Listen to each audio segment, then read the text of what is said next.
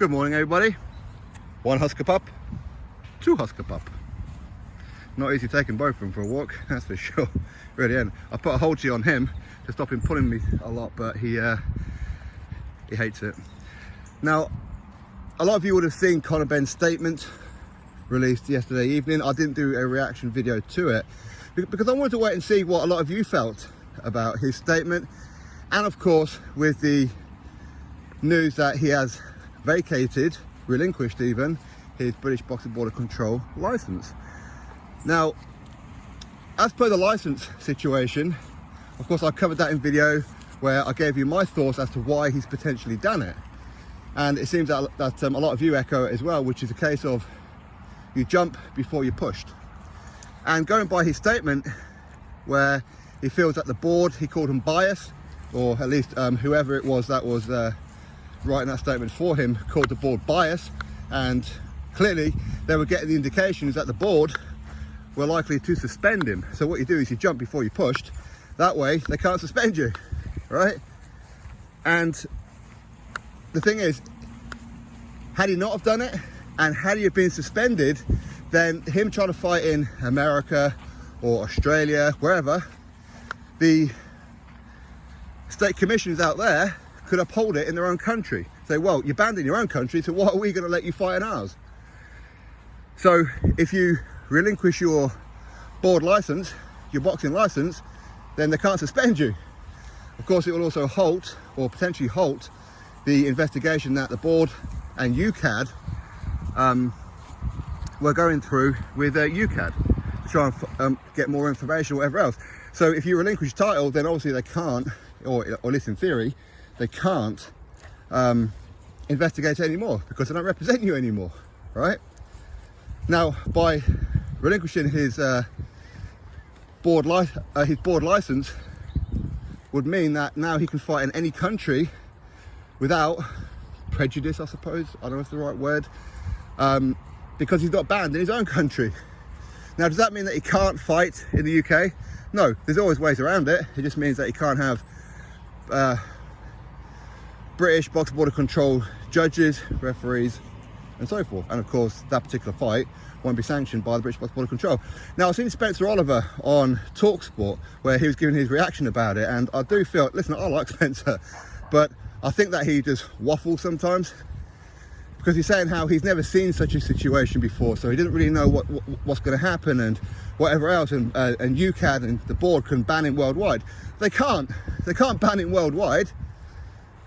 They're UK, United Kingdom anti-doping agency, right? So, and the board are the British Boxing Board of Control, so they can't suspend him worldwide, but if they do suspend him here in the UK, other sanctioning bodies in and around the world will look at that and go, okay, well, if you can't fight in your own country, we're gonna let you fight in ours. So Spencer, I don't quite know what you're trying to get out there. And of course he says he's never seen a situation like this either. Well, we have. Tyson Fury. Yeah? Tyson Fury relinquished his belt on 2 occasions, okay? Well, first one, while he was under investigation, he didn't renew it. Obviously, he was under investigation, of course. And the second time around, because he didn't want to fight in the UK anymore, he didn't want anything to do with the UKAD and whatever else, he didn't renew his license. So effectively, he relinquished his status with the board. When he fought Dillian Whyte, that fight wasn't sanctioned by the British Boxing Board of Control, was it? That way you can get away with not being tested by UKAD and whatever else, potentially at least.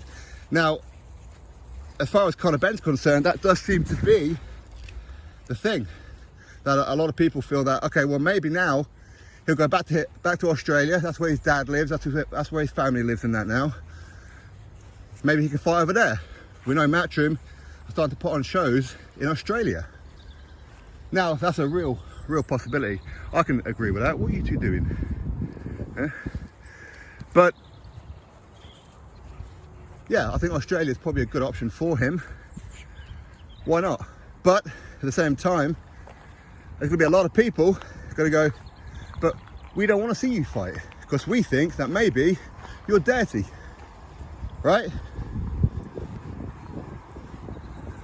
Now, you can look back at the Jarrell Miller situation. You see, when he fought, or sorry, when he was supposed to fight Anthony Joshua, of course that fight didn't happen in the end, because he fought for multiple PEDs.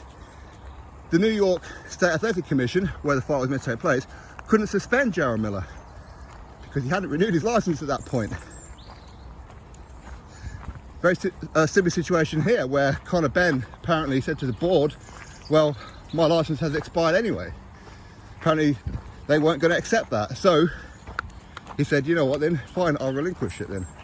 But it does appear that for a lot of you, it is a case of he's done it to stop the investigation, potentially at least, and to stop a impending ban.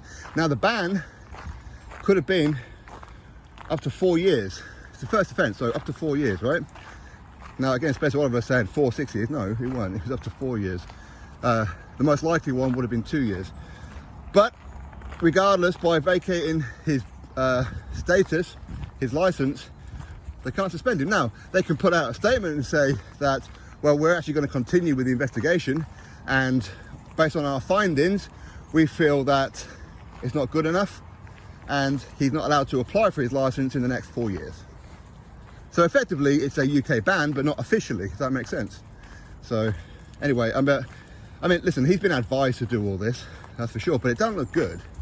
It really doesn't look good. And I spoke to a few people yesterday about it in boxing, a couple of people who actually know Conor Benn personally, and they're saying that to do that,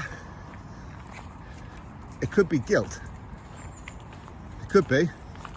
But anyway, that's my thoughts on this whole situation. Of course, you dropped me yours. Do you feel that it is quite literally a case of he's done it to avoid a ban?